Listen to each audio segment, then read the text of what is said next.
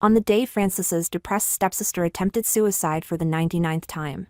He abandoned me at our wedding venue for the 99th time as well. He said, as a psychologist, I must be responsible for my patient. And so, the system ruled that my conquest had failed. My punishment was to be plunged into severe depression, stripped of all will to live. From that day on, I only wanted to kill myself as soon as possible and return to my original world. When Francis finally realized that all I wanted was to die, he fell into despair and used everything he had learned in his lifetime, trying to cure me, trying to awaken even a shred of love I once had for him, trying to forcibly keep me in this world. But I had already stopped wanting him. Chapter 01. Just as Francis was about to exchange wedding rings with me, his stepsister, who suffered from depression, called again. Brother, Karen's wrists are bleeding so badly because the prince who was supposed to protect Karen is gone. Karen is going to turn into a mermaid and sleep forever at the bottom of the sea. When you look at the ocean in the future, will you think of Karen? Francis, who had been tightly holding my hand, suddenly let go. His voice trembled slightly. Karen, tell brother where you are. Brother will go watch the sea with you, all right? Don't do anything impulsive. Brother is coming right now. After hanging up, he looked at me with a hint of apology. Karen's emotions are unstable again. I have to go find her immediately. How about we hold the wedding another time? No. I clenched the sleeve of Francis's suit, ignoring the strange looks from the guests below the stage. I questioned him almost hysterically. Are you the only psychologist in the entire world? Why is it that every single time we get married, she attempts suicide?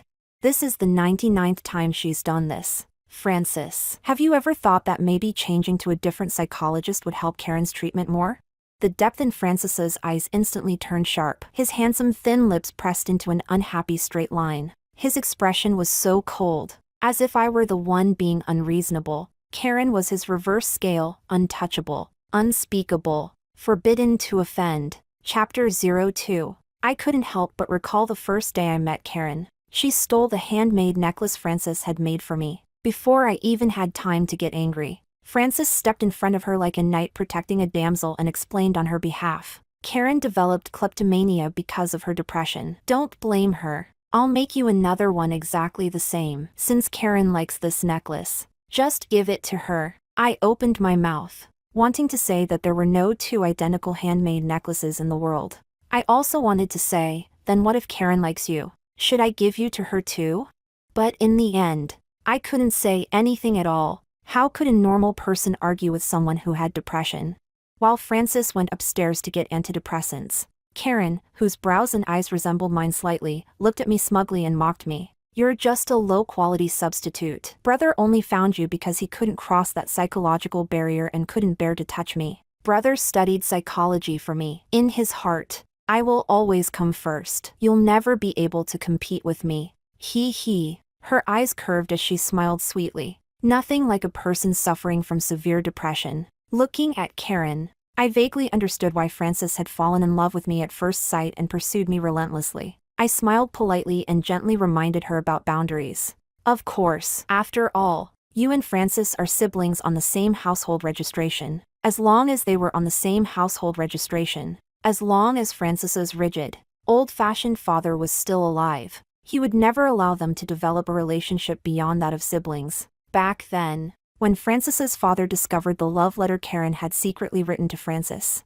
the first thing he did was force Karen Ning to change her surname to Karen Koo. Karen protested by refusing to eat, taking sleeping pills, and jumping into the sea. She would rather die than agree. Francis's father was uncompromising and refused to back down. It wasn't until Francis introduced me to his father that he finally stopped forcing Karen to change her surname. What families like the Koo family cared about most had always been their reputation. Karen's expression suddenly changed. She abruptly lost control, grabbed the glass in front of her, and smashed it hard onto the coffee table. With a loud bang, glass shards scattered everywhere, carving several long, bloody cuts into her palm. I was startled and instinctively stepped back several steps. Karen, however, seemed unable to feel any pain at all. She laughed wildly and arrogantly. Guess what? She said. Will brother blame you for not taking good care of me?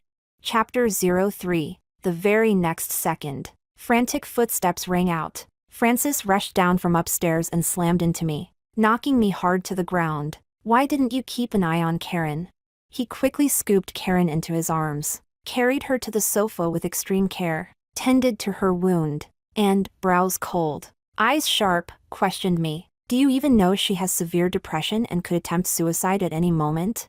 Her palm was painfully pierced by the shards of glass on the ground. Yet she didn't dare say another word. Afraid of provoking Karen again, Karen took the chance to hook her arms around Francis's neck, nestling against his chest. She sobbed in a babyish, coquettish way, her tone unable to hide her smug satisfaction. Brother.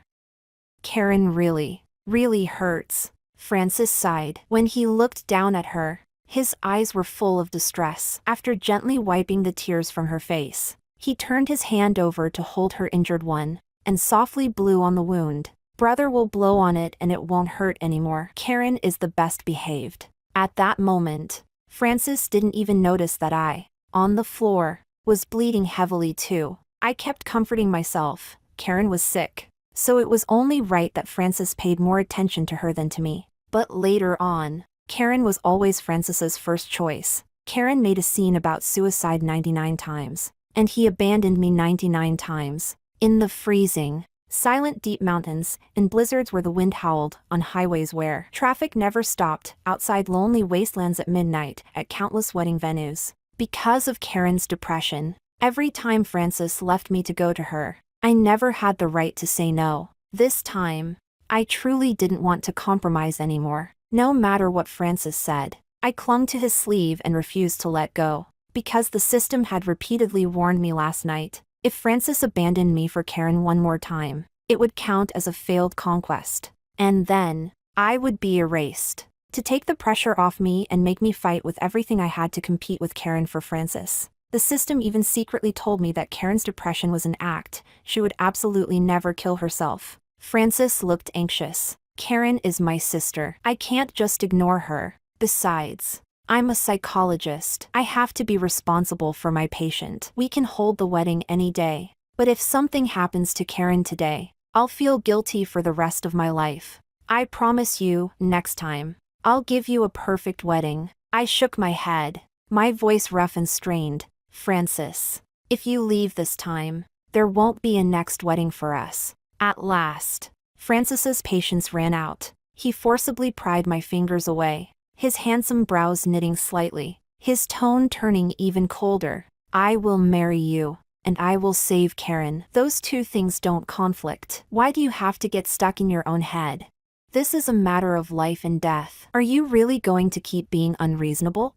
The atmosphere instantly froze. The guests below shot mocking looks at me from every direction. I opened my mouth, wanting to tell him Karen's depression was fake, that she wouldn't die. But I realized I couldn't say it. No matter what, the system said, anything it told me, I wasn't allowed to tell Francis. That would count as cheating in the conquest. I opened my mouth again, wanting to tell Francis directly, if you leave, I'm going to die. But before I could speak, Francis's phone rang again. He answered, gently soothing Karen on the other end of the line. Then, without the slightest hesitation, he abandoned me, turning his back and leaving without looking back. The next second, the system's icy mechanical voice sounded. Host, you have failed the conquest. You may freely choose your method of death. After you die, you will be sent back to your original world. Back to my original world? I suddenly felt that didn't sound bad at all. In my original world, I was sickly and plagued by illness, but at least I had a mother who loved me. In this world, aside from a body that was still fairly healthy, I actually had nothing. I thought for a moment and said to the system, then let me truly fall into severe depression and die at Francis's hands. Either way, I was going to die. I wanted Francis, this professional psychologist, to take a good look at what real severe depression actually looked like. Because it definitely wasn't what Karen looked like. Chapter 04. After Francis left, the wedding venue fell into complete chaos. For once, I didn't force a smile to greet and see off the guests who wore mocking expressions on their faces. Instead, I watched coldly as Francis's mother burst into tears and accused Francis's father. Do you really have to drive Karen to her death? You know perfectly well how much Karen loves Francis. If something truly happens to Karen, then I won't go on living either. When that time comes, we'll see what matters more to you, your family's reputation, or me and Karen."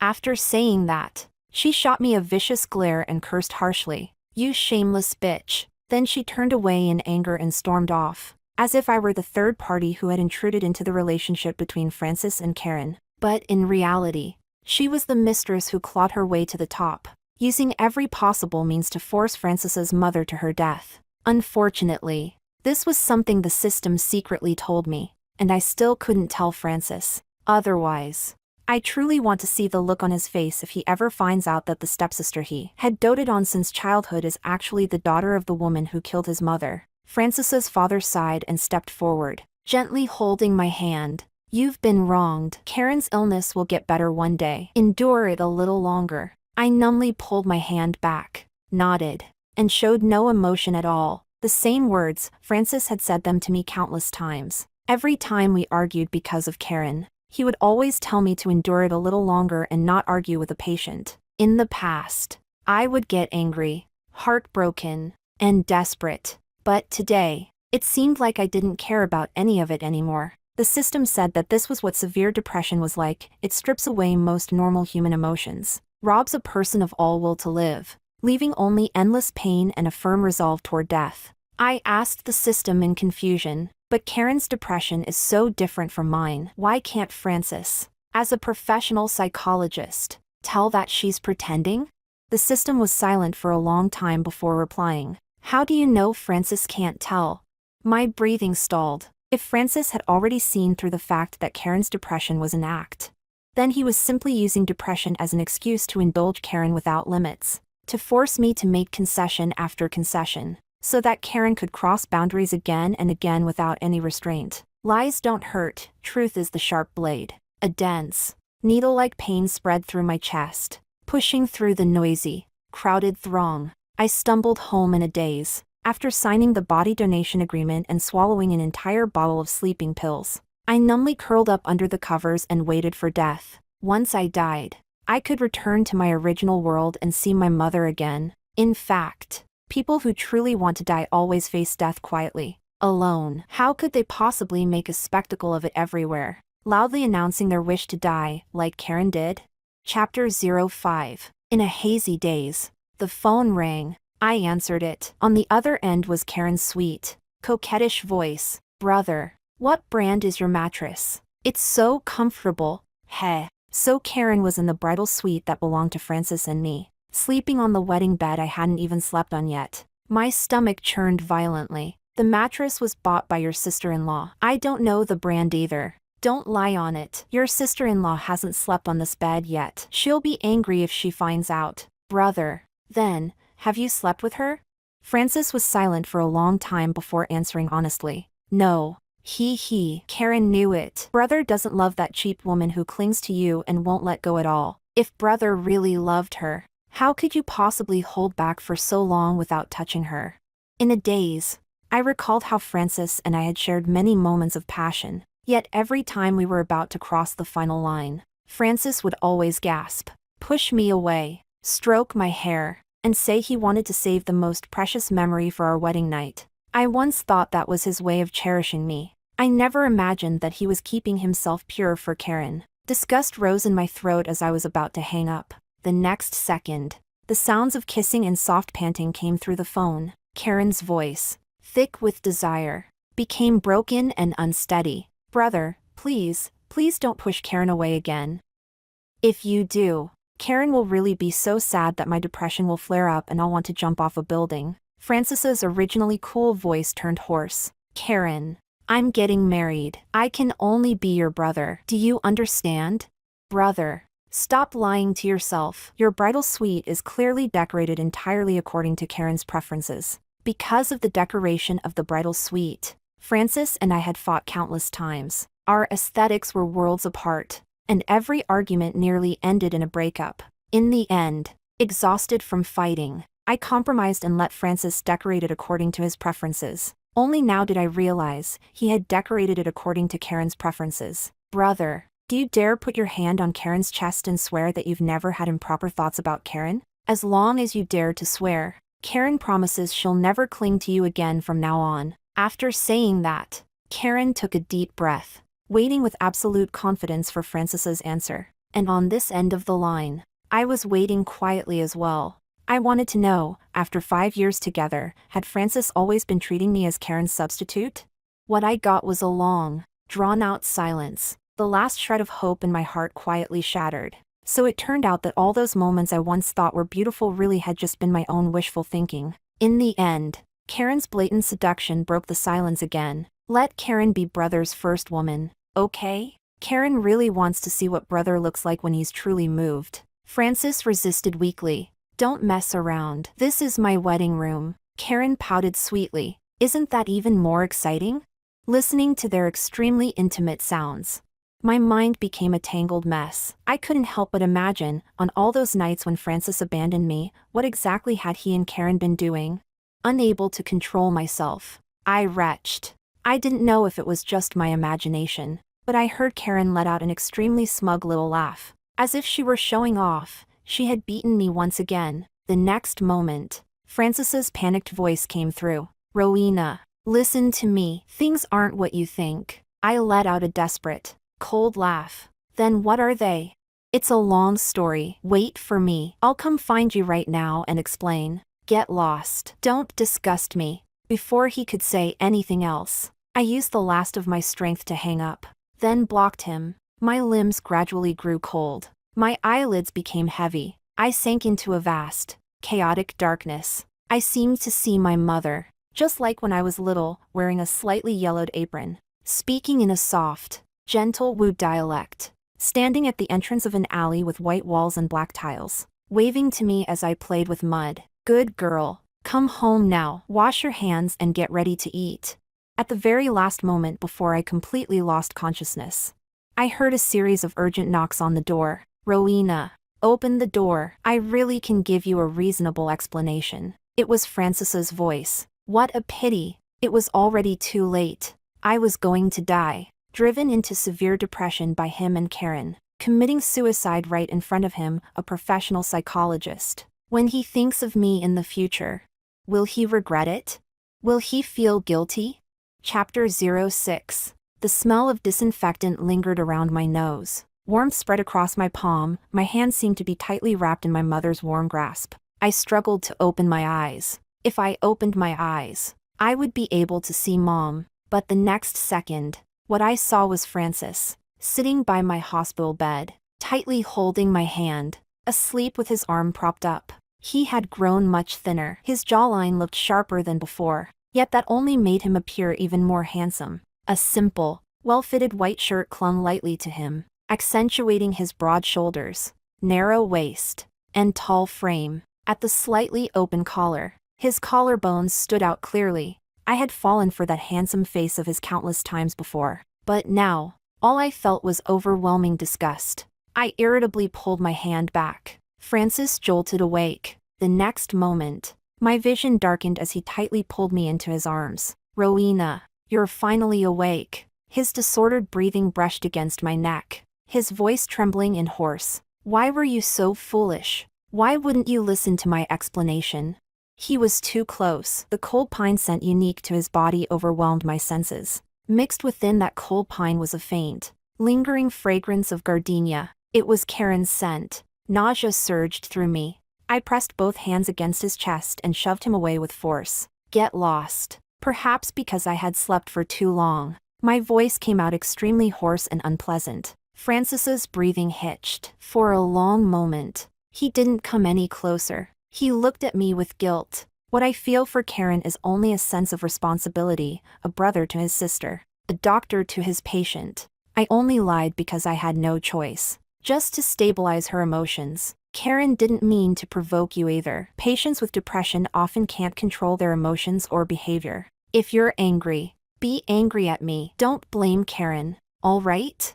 After Karen found out about your suicide attempt, her condition worsened again. When you're discharged, could you go comfort Karen a little?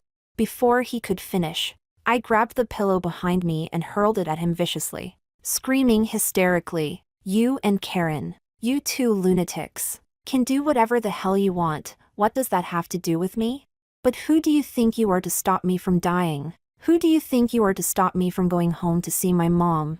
Then my emotions completely collapsed. I clutched my head with both hands, grabbing at my hair in a frenzy like a madwoman, my body shaking uncontrollably as I broke down into sobs. Do you even know? Just a little more, and I could have held my mom's hand and gone home. Francis froze. As an experienced psychologist, he almost instantly sensed the severity of my emotional state. He stepped forward, tightly gripping my wrist, his eyes red as he stared at me. Without giving me a chance to resist, he pulled me up from the hospital bed. Rowena, let's go to the psychiatry department, all right? Francis's voice sounded calm, but the hand gripping mine was trembling nonstop. Chapter 07. In the past. Francis often told me that whether someone has depression or not, at the moment they push open the door to his consultation room, the instant he sees their eyes, he can basically make a judgment. I guessed that he had already secretly given me a diagnosis in his heart. He just wasn't willing to believe that diagnosis. I struggled desperately, but Francis still took me to the psychiatry department without giving me any choice. He forced me to undergo a series of detailed psychological tests and physical examinations. The results showed that I was completely normal, with no depressive tendencies at all. The system said that in order to prevent Francis from developing sympathy for me because of my illness, which would count as cheating in the conquest, it had temporarily erased my psychological abnormalities. The moment Francis received the report, he let out a heavy sigh of relief. His face darkened with an expression that said he had seen through my little trick. Rowena, it is indeed my fault that I always leave you because of Karen. But you really didn't have to use such despicable means as pretending to have depression and attempting suicide just to compete with Karen for my sympathy and attention. Francis was clearly extremely familiar with patients suffering from severe depression, so familiar that it was impossible for a real severe depression patient to escape his eyes, and equally impossible for a normal person to pretend to have severe depression and fool him. Oh, except for Karen and me. I clearly had depression, yet Francis didn't believe it. Karen was clearly normal and pretending to be depressed, yet Francis believed her without question. Thinking of this, I couldn't help but let out a mocking smile. That's right. I was pretending to be depressed. So tell me, was my depression a little more convincing than Karen's? After all, I almost succeeded in killing myself. Karen attempted suicide 99 times, but not once was she as successful as I was, right?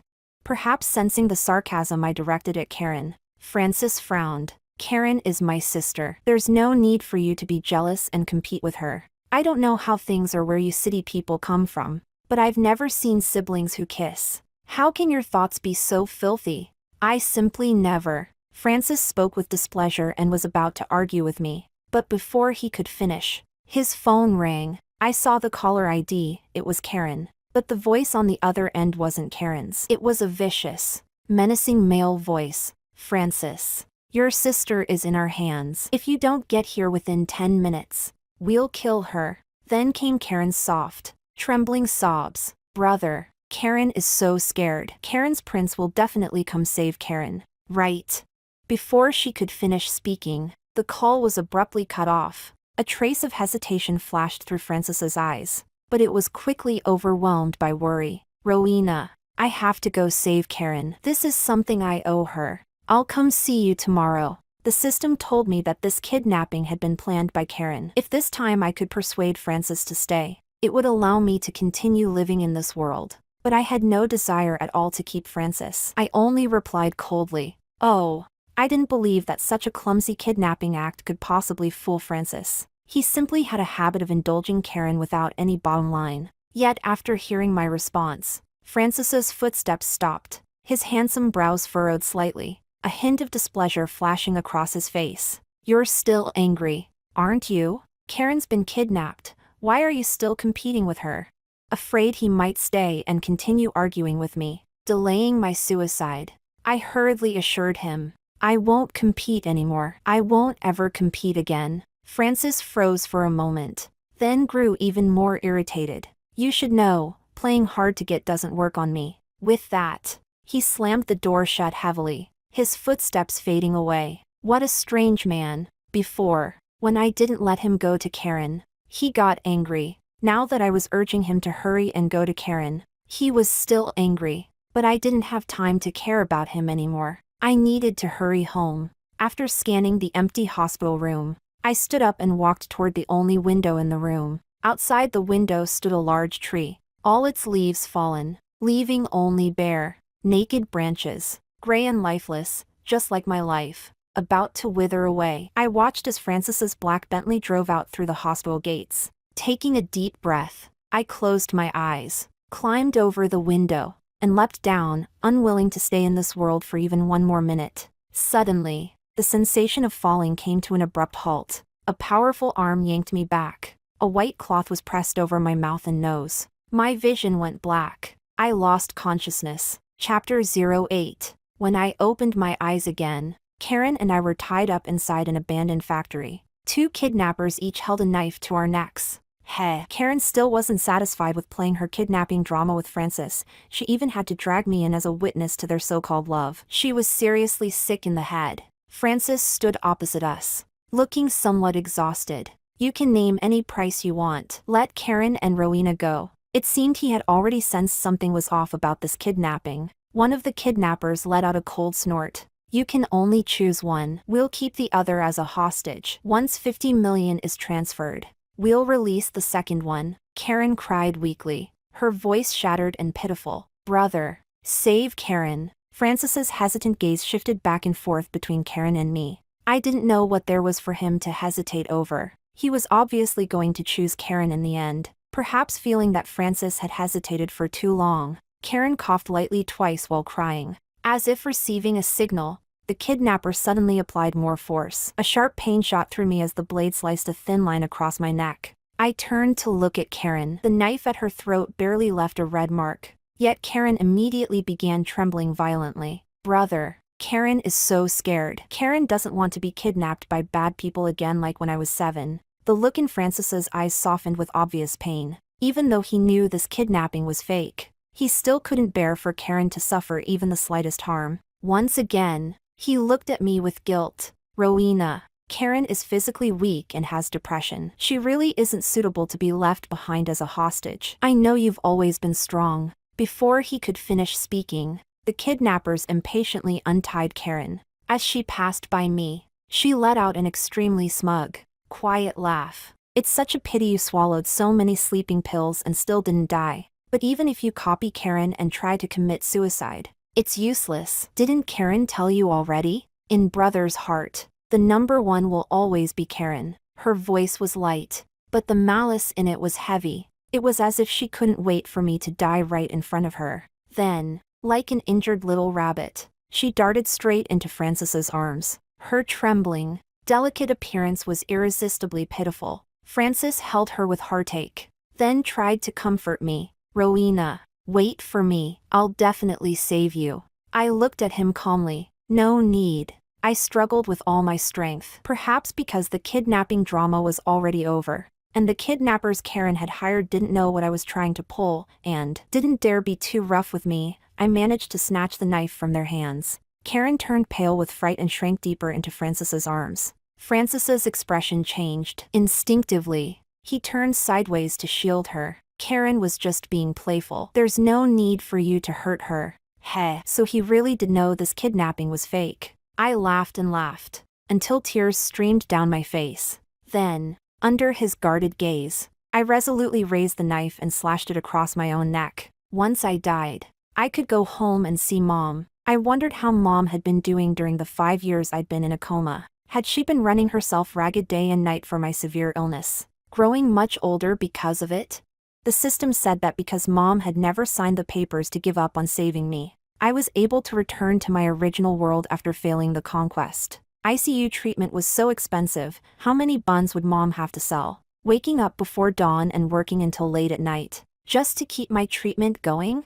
The moment blood splattered onto Francis's face, his breath caught. He shoved Karen away and stumbled toward me, reaching out desperately to stop me, but it was already too late. With red eyes, he desperately pressed his hands against my neck as blood kept pouring out. Terror made his voice tremble uncontrollably. Rowena, you really wanted to die?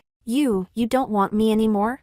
Could it be that all those psychological diagnoses were actually wrong? All of them? Heh, so Francis was finally willing to admit that Karen's depression had been an act?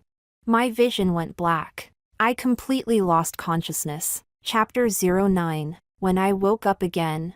Francis had imprisoned me in his villa. Multiple suicide attempts in a short period of time. Extreme emotional agitation. Grief and indignation. Pessimistic, world-weary speech. Even though every examination showed that my psychological state was completely normal, Francis chose to believe his own professional judgment that I had truly fallen into severe depression. He held me tightly in his arms, his voice trembling. I can save you. I definitely can save you. I've studied psychology for so many years. I've saved so many patients, I can't possibly fail to save you. But in truth, he knew better than anyone. According to medical statistics, for patients with severe depression like me who attempt suicide repeatedly, the mortality rate within 1 year is extremely high. All it would take was one moment of negligence, one moment where he couldn't keep an eye on me, and I would choose to kill myself again without hesitation. Francis was trying to deny everything he had learned in his lifetime,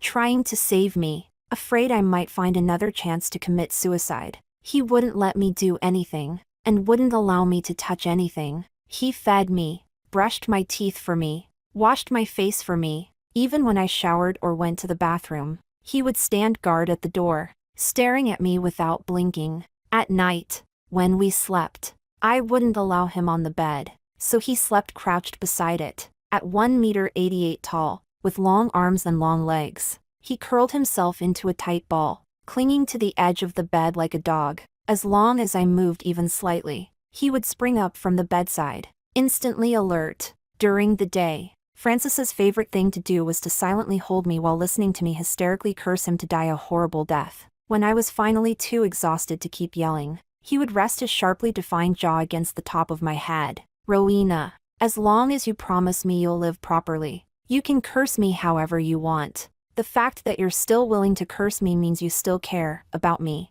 and about this world. I sneered and deliberately provoked him. Francis, you should know that if a patient with severe depression doesn't take antidepressants, barely staying alive just means suffering so much it's worse than death, right? Instead of selfishly forcing me to stay alive out of guilt, you might as well let me die cleanly. Ever since Francis brought me back to the villa, no matter what methods he used, I hadn't taken a single antidepressant pill. Without medication, my depression gradually worsened, and somatic symptoms began to appear. Whenever my emotions became intense, my limbs would go numb. When sitting still, a sudden buzzing roar would erupt in my ears, followed by brief deafness. It felt as if my heart were constantly being clenched by an invisible hand. The pain so intense I could barely breathe.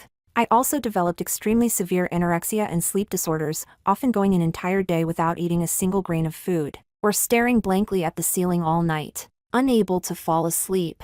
My suffering was vividly laid bare right in front of Francis. These were all textbook symptoms of depressive episodes, symptoms he was all too familiar with. I was gambling that Francis would soften, that he would give me a way out, let me return to my original world, back to my mother's side. But I never expected Francis to go insane. When I said my limbs were numb, he took out an electric baton and shocked himself without hesitation. His handsome face turned pale and twisted, carrying a kind of pathological obsession. Rowena, don't be afraid, I'm with you. Seeing Francis fall into madness, I was terrified. A sharp pain suddenly stabbed through my chest. The invisible hand clenched my heart again. I clutched my chest in agony, bent over, gasping for air. The next second, Francis took out a knife and pressed the tip against his solid chest without hesitation. The cold blade sliced through his white shirt, dark red blood soaking through the fabric over his chest. The corners of his reddened eyes lifted slightly, and those usually indifferent peach blossom eyes carried a trace of relieved madness.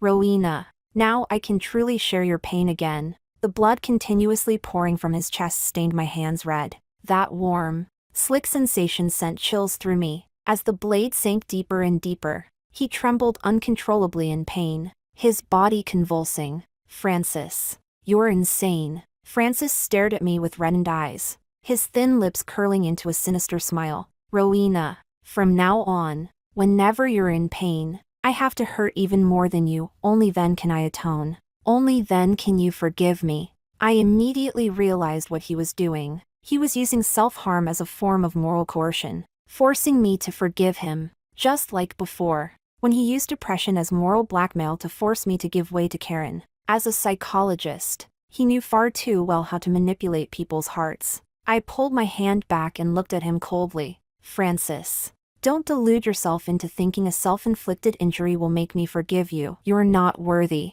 If you want to die, then hurry up and die. Stop playing the victim and disgusting me. If he died, no one would be watching me. I could quickly kill myself and go home.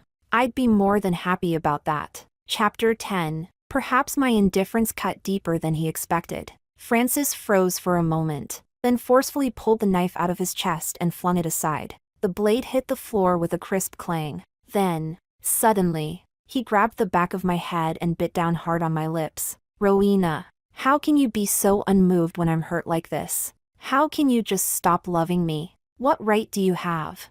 He flipped over and pinned me beneath him, completely losing control as he began tearing at my clothes. His palm slid slowly upward from my waist, his normally cool peach blossom eyes stained with thick desire. His voice low and coaxing. Do you know how antidepressants work? They make your body produce dopamine, suppressing your pain. But antidepressants aren't the only thing that can make your body produce dopamine. Intimate contact can too. It can flood you with dopamine and make you forget the pain, at least for a while. Trust me, I can take you from hell to heaven in an instant. As long as you try it once, you'll fall in love with me all over again. You're just sick. It's not that you don't love me anymore. In the dead silence, only his disordered breathing brushing against my neck grew clearer and clearer. His sharply defined handsome face loomed infinitely close before my eyes. My fists rained down on Francis like a storm. He didn't react at all. The more I struggled, the harsher his kisses became. The force was brutal, as if he wanted to tear me apart and swallow me whole. The pale dress was shredded in his hands. A wave of humiliation crashed over me, and I couldn't stop the tears. Large drops fell onto the back of Francis's hand. His entire body stiffened. He released me, grabbed the blanket and wrapped it tightly around me, then slapped himself hard across the face. I'm sorry. Then he used his fingertips to wipe away the tears at the corners of my eyes, begging in a low, broken voice, what do I have to do for you to forgive me? Curled up inside the blanket, I let out a numb, hollow laugh. Let me die, and I'll forgive you. Francis's expression froze. His pale lips pressed into a straight line, his voice hoarse with despair. Rowena, as long as you promise me you'll live properly, I'm willing to do anything for you, but I will never stand by and watch you die. Chapter 11. Because there was no medication to intervene, my depression grew more and more severe, and I gradually began to lose parts of my memory. Even my hatred for Francis faded along with those memories, so I cursed him less and less. Yet instead of feeling relieved, Francis became increasingly panicked. Rowena, even if you scold me every day, that's fine. Just don't be this calm. You're like this.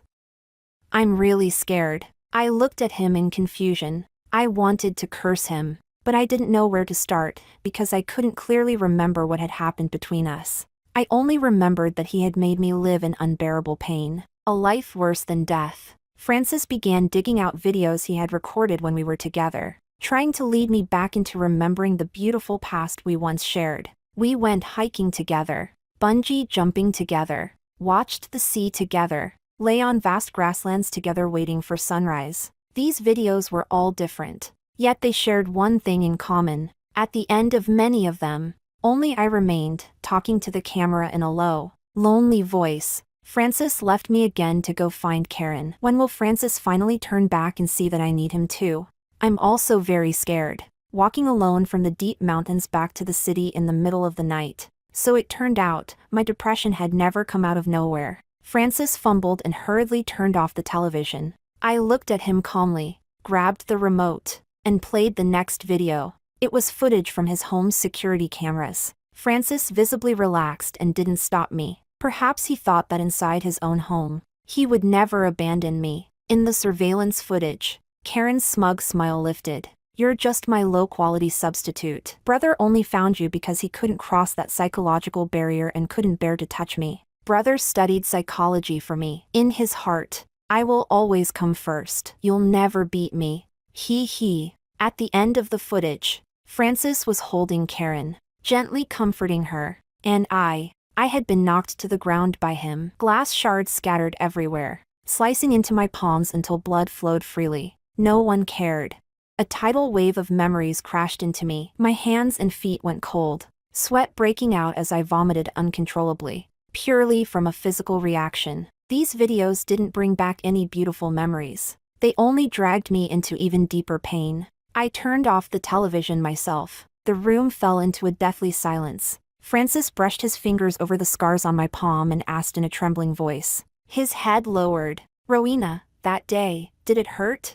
It was the cruelest kind of concern I had ever heard. Because it had come far too late. I pulled my hand back and nodded numbly. The moment he looked up at me, his eyes reddened, flustered and powerless. He tried to explain. I didn't mean to ignore you. I just had no way to not care about Karen. Rowena, I always thought you were strong. I really never imagined you would become depressed. He repeated these lines over and over again. It sounded less like he was speaking to me, and more like he was trying to deceive himself. I stared at him steadily and finally asked the question I had wanted to ask for a long time. Do you think my depression is the same as Karen's? If only one of us actually has depression, who do you think it is?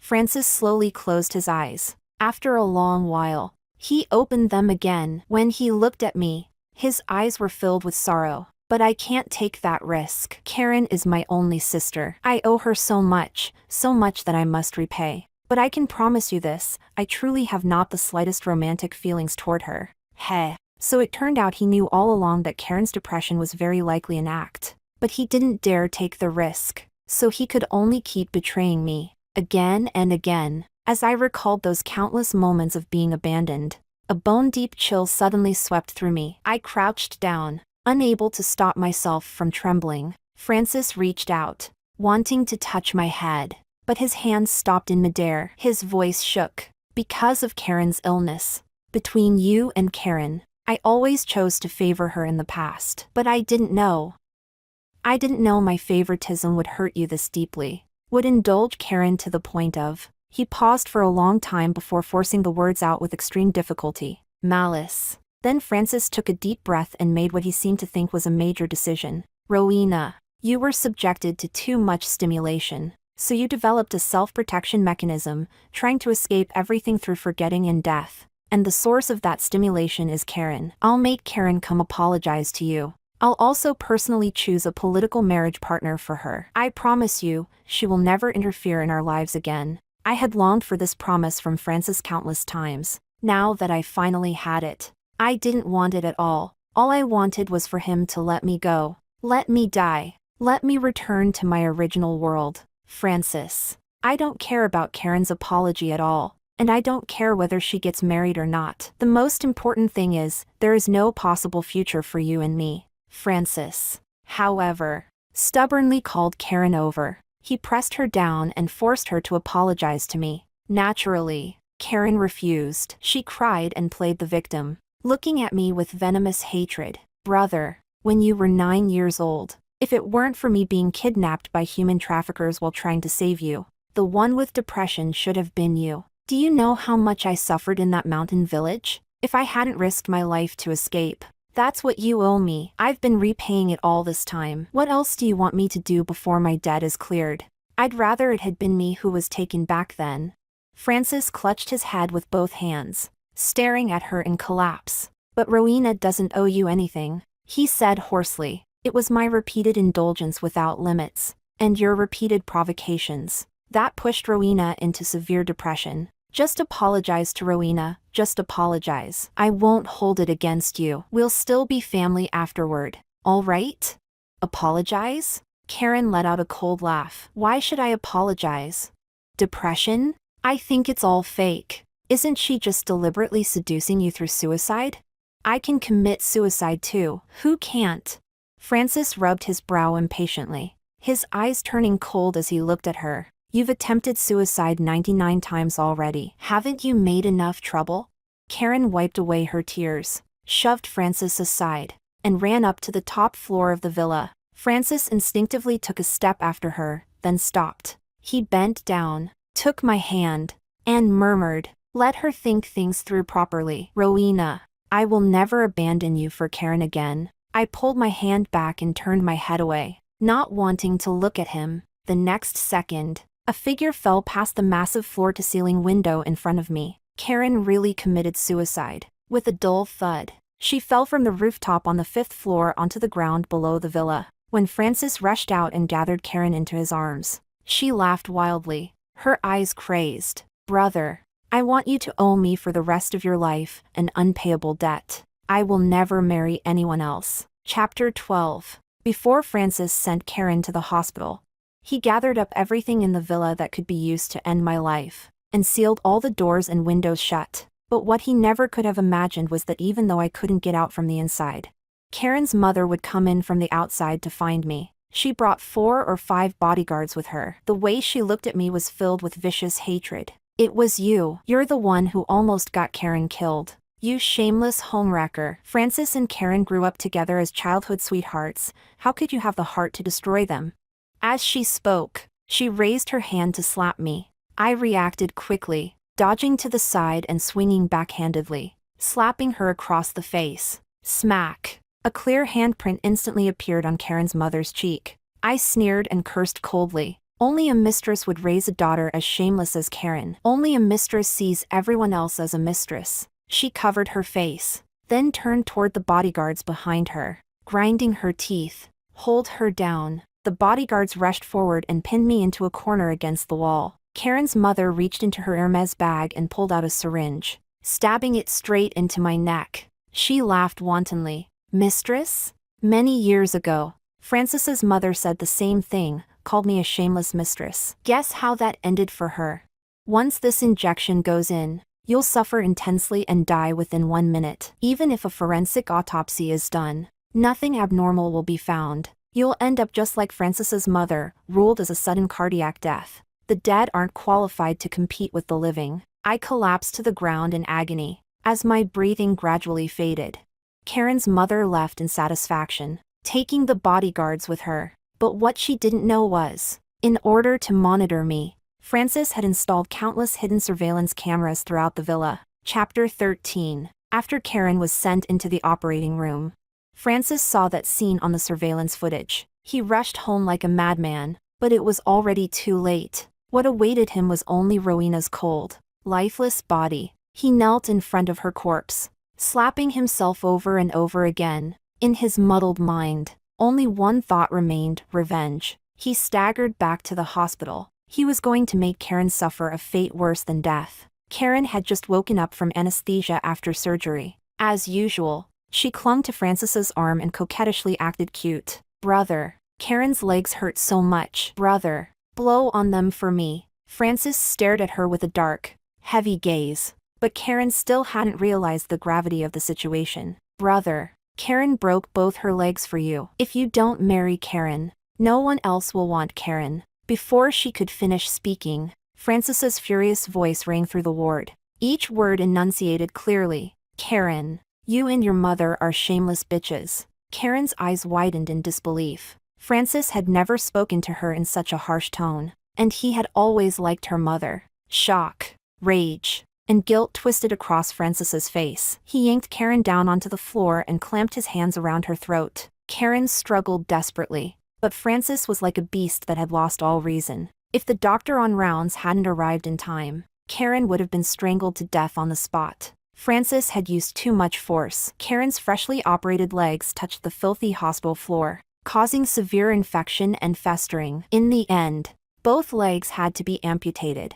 Knowing she was in the wrong, Karen's mother didn't dare call the police. She could only slink away and take Karen home in disgrace. Francis drove the mother and daughter out of the house. He didn't want them to die immediately. He wanted them to fall from the clouds into the mud, to suffer endlessly before dying. The ragged mother and daughter endured countless hardships on the streets. Every day, Karen's mother pushed the disabled Karen from door to door, begging for money, Karen couldn't believe Frances could be so ruthless. Lost in delusion, she truly fell into severe depression. In the end, over a rotten steamed bun fought over with beggars, they were beaten to death during a brutally cold winter snowstorm. After they died, Francis set his house on fire. He said his father had failed his mother, and he had failed Rowena before he died.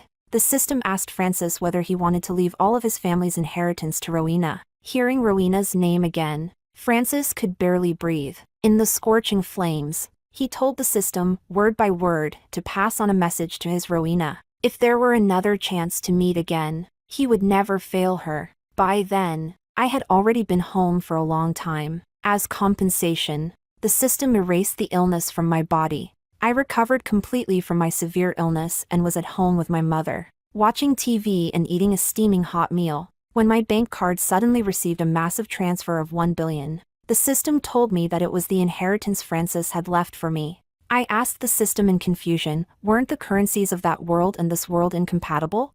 The system replied apologetically, back then, I only chose Francis as your target because he treated his sister so well. I never expected this. I converted the money from that world into this one. I caused you to suffer so much. From now on, take this money and live freely. I accepted the money without hesitation. After enduring so much suffering, that $1 billion, I deserved it.